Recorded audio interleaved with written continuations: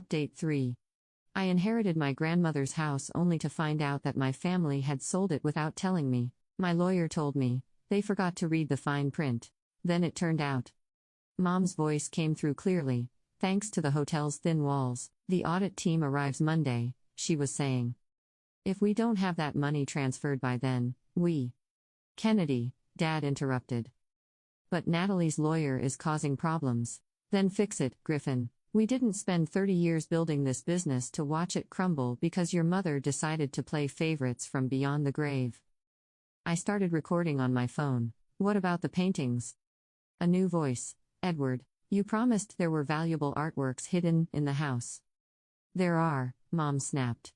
Martha, that conniving mother-in-law of mine, she had a collection. The insurance documents valued them at over $2 million. My hand shook. Grand's art collection. She'd always told me they were just prints. And you're sure they're in the house? Edward asked. In the walls, Dad said. Behind the wooden panels in the sunroom. That's why we need to move fast. Skylar scribbled on her notepad. Insurance fraud. The audit team will find everything, Mom continued. The fake invoices, the offshore accounts. Martha knew. That's why she changed her will at the end, why she left everything to Natalie. She was protecting the art. Dad sighed. Making sure we couldn't get to it. Well, she failed, Mom's voice hardened. Once we get back in that house. A loud crack interrupted her. Riley had entered their room. Mom, Dad, what's going on? Riley, what are you doing here? I followed you. I heard everything. Honey, this doesn't concern you. Doesn't concern me. You're stealing from Grand's estate. From Natalie. We're protecting our family's legacy, Mom insisted. By committing fraud. Riley's voice cracked. By forging signatures and hiding artwork. Your father and I had no choice. The business was failing. Because you were embezzling money, Riley shouted. Gran figured it out, didn't she? That's why she changed her will. Silence fell. Then Dad spoke quietly. How long have you known? Long enough. I found the real accounts. The ones you hid from the auditors. Gran didn't leave clues just for Natalie, she left them for all of us. To see who would do the right thing. Skylar touched my arm, nodding toward the door. We had enough recorded. But I couldn't move, transfixed by my sister's words. I'm calling the police, Riley said firmly. Like hell you are, Mom snarled. Something crashed, Riley screamed. And suddenly, doing the right thing became a lot more urgent than family secrets. I burst through the connecting door. Just as Mom grabbed Riley's phone and smashed it against the wall.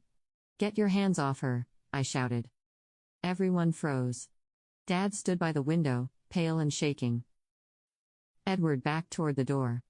Mom still had Riley's arm in a death grip. Well, Mom said, eerily calm, the prodigal daughter joins us.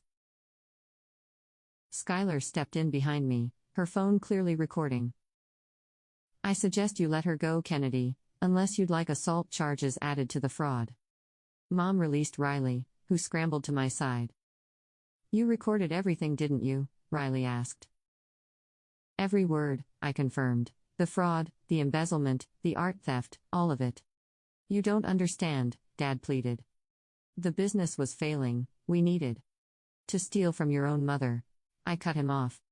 To forge documents and hide evidence. Edward cleared his throat. I think it's time I made a full statement about my involvement. Mom whirled on him. You wouldn't dare. Actually, he pulled out his own phone. I've been recording too.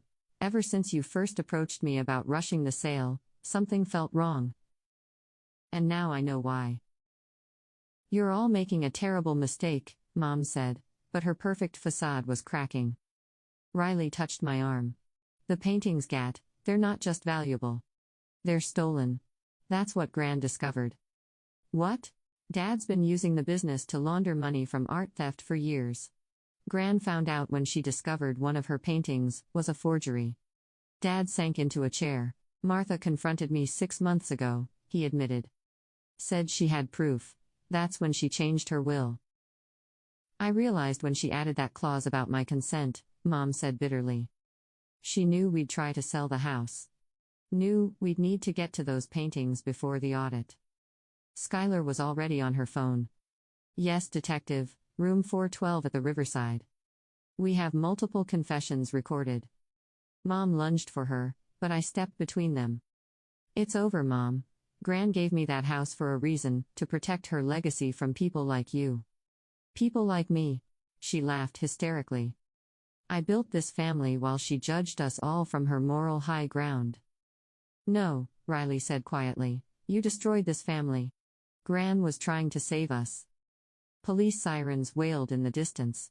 Dad buried his face in his hands. Edward moved to block the door. The paintings, I said. Are they still in the house? Mom's silence was answer enough. I turned to Skylar. We need to get there first. She nodded. I'll call for a warrant. As the sirens grew closer, I watched my parents' empire crumble. Built on lies, destroyed by truth. Gran would have been proud.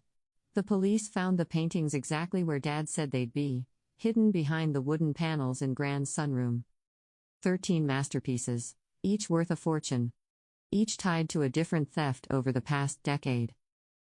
Your father's business was just a front, Detective Morris explained. Now you can watch the second part by pressing share and more.